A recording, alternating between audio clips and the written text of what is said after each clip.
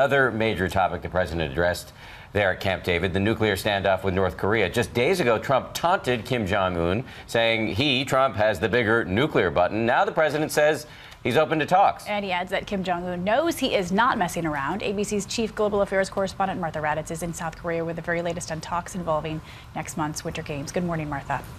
Good morning, Dan and Paula. We are just miles from the North Korean border. You can see those military-type bunkers behind me. The talks will take place along that border just days from now. With just 2 days left until North and South Korea sit down to discuss the North's participation in the Olympic Games, President Trump giving his blessing. If something can happen and something can come out of those talks, that would be a great thing for all of humanity. A meeting President Trump from Camp David says is a result of his tough talk. If I weren't involved, they wouldn't be talking about Olympics right now. He knows I'm not messing around. Despite Trump's threats, taunts, and show of force, Kim Jong-un is close to perfecting a nuclear-tipped missile that could potentially hit the U.S. Trump has said no talks with American negotiators unless the North agrees to end its nuclear program. He now says he's willing to talk to Kim. I always believe in talking. And there was no one we talked to in South Korea who didn't support talks. The fear of war here is constant. The artillery is easily seen from the side of the road, all guns pointing north, the barbed wire, the shelters, the barriers designed to crash onto the roadway if North Korean soldiers storm south. But for the moment, says this farmer, there is hope Tuesday's dialogue will lead to more. Hopefully, if the international politics gets better, then we want to live in peace.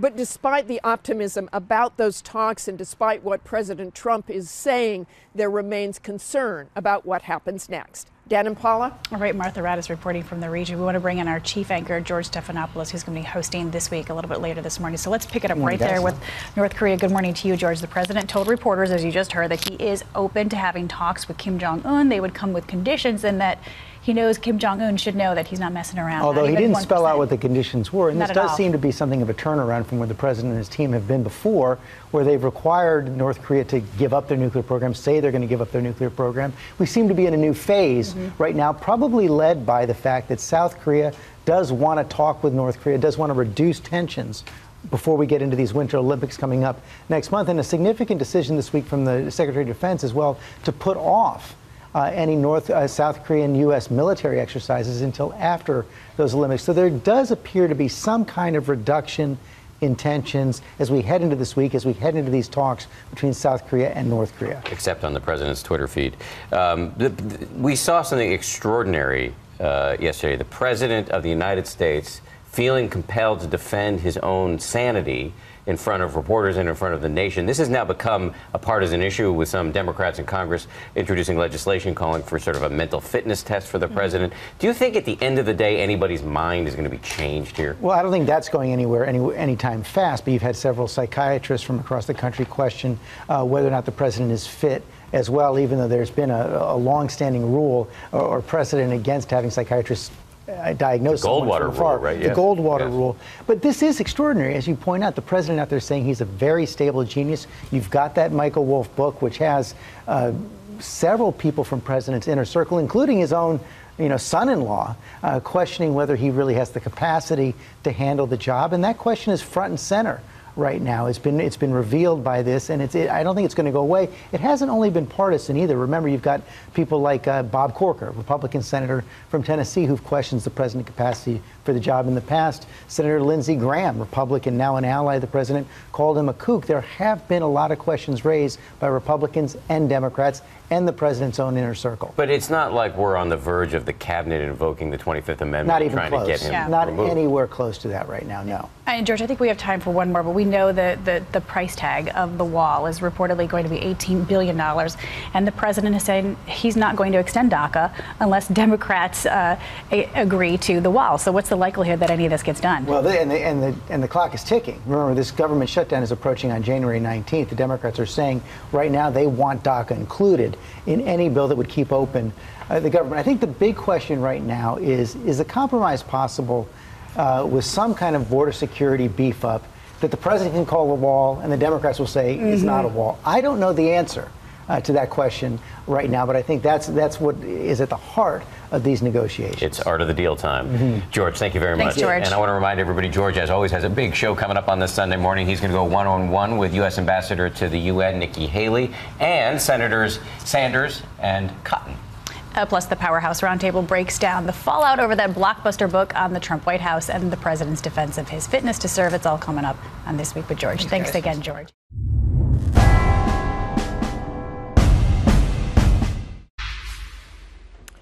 North Korea says it is now open to holding talks with South Korea for the first time in 2 years. This is coming after the U.S. and South Korea agreed to postpone joint military exercises until after next month's Winter Olympics in South Korea. President Trump says he is hoping this will pave the way for future communication between the two nations.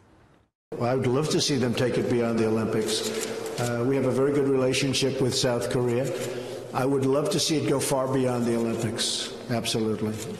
And at the appropriate time, we'll get involved. But I like the idea if they're dealing on the Olympics, that should be between those two countries. Joining me now, Ambassador Adam Early, former U.S. Ambassador to Bahrain and former State Department Deputy Spokesperson. Ambassador, thanks for joining us. Thank you. How instrumental is President Trump in precipitating these talks? Well, I think that President Trump's tough talk certainly got everybody's attention. And also, let's be clear, I mean, the talks are limited to North Korea's participation in the Winter Olympics. And so, you know, it might be a bit of a stretch to link them to the nuclear issue. However, you know, it clearly shows a willingness to compromise by all sides. First of all, for North Korea to even agree to talks. Second of all, the United States and its South Korean allies to postpone the military exercises, which have always been a sort of thorn in the side of North Korea. Right. So look, the context is changing. That's a positive thing.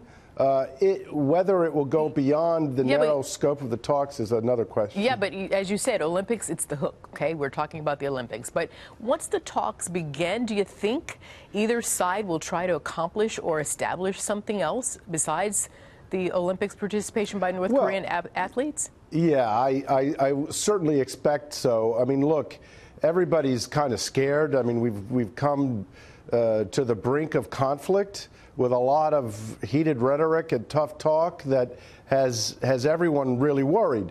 So there's an incentive for everybody to take a step back and look at ways to de-escalate the situation and return to negotiations. There are only two ways to deal with this, either by talks or by force, and force is certainly the least desirable outcome. A very scary scenario. Listen, Secretary of State Rex Tillerson was speaking on this meeting. We only have the audio version, but I want to play it for you. This development that's come about, the meeting between North-South, we do believe it's an indication that the pressure campaign is causing the leadership, the regime in North Korea, to begin to think about this can't go on forever. I don't know if you heard, Ambassador, but what Secretary Tillerson said, he says, I think this development that has come about, the meeting between the North and the South, we do believe that's an indication that the pressure campaign is causing the leadership, the regime in North Korea, to begin to think about this can't go on forever. So depending on what is discussed at that meeting, what is the President's and Secretary Tillerson's play? I mean, especially, Ambassador, if Kim Jong-un is saying, no matter what, I'm keeping my nukes. Well, it's going to be very difficult to have them give up the nukes, but you can still put certain restrictions and conditions and offer certain incentives, frankly, that the North Koreans badly need and badly want. And I agree completely with what Secretary Tillerson said, which is that, you know, our tough talk and our pressure has started to produce some kind of movement on the North Korean side. The other element that we've got to talk about, obviously, is the role of China, the role of Russia, the role of the other countries involved. And I think that behind the scenes, Trump and the leader of China have been working hard to bring increased pressure to bear, which is what on North Korea, which is what Secretary Tillerson was referring to, and we're seeing the results of that. But as you say, you know, there's a long way between now and a deal that would reassure South Korea, the United States, and the neighbors in the region about North Korea's peaceful intentions and reducing the threat that it poses to the peninsula and to the Pacific. Right, and with that, I'm going to add Japan to your list. You mentioned China, Russia. They're going to be watching and listening to this, what the outcome of this meeting. What do you think, China, Russia, Japan? What do you think they're expecting or hoping to transpire during these talks? Well, I think the first thing that really everybody has to look forward to is that the talks between North Korea and South Korea on the Olympic participation produce something. I mean, look, if they fail, there's no incentive or no encouragement to go beyond them and talk about nuclear issues. So, number one, I think everybody's going to be supporting South Korea and giving them the backing they need to provide North Korea the assurances it needs or the encouragement it needs to participate in to reach agreement on the Olympic participation. And then I think what we'll be looking for is some kind of negotiating process or structure that would allow other countries like the United States, like Russia and China, to participate in a broader set of talks on a broader set of issues. Okay, well, there's more to talk about. Of course, you've got the Paralympics there in March as well, so that everybody's going to be watching to see what Kim Jong-un does and how he behaves after that point. Ambassador Early, thank you very much for your expertise. Thank you. Appreciate it.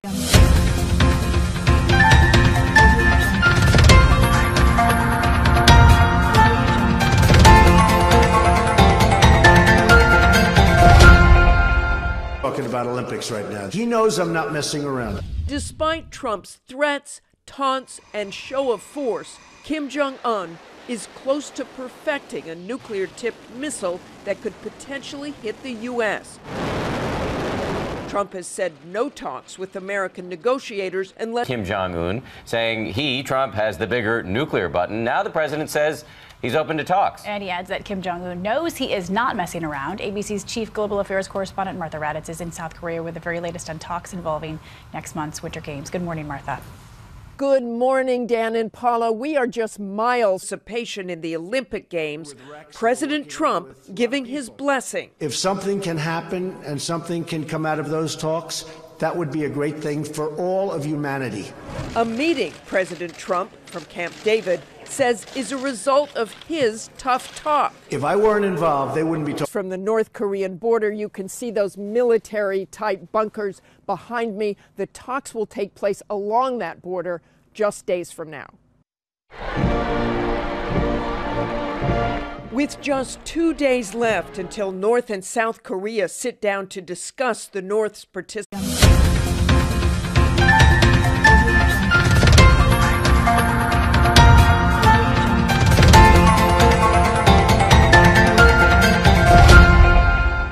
Another major topic the president addressed there at Camp David, the nuclear standoff with North Korea. Just days ago, Trump taunted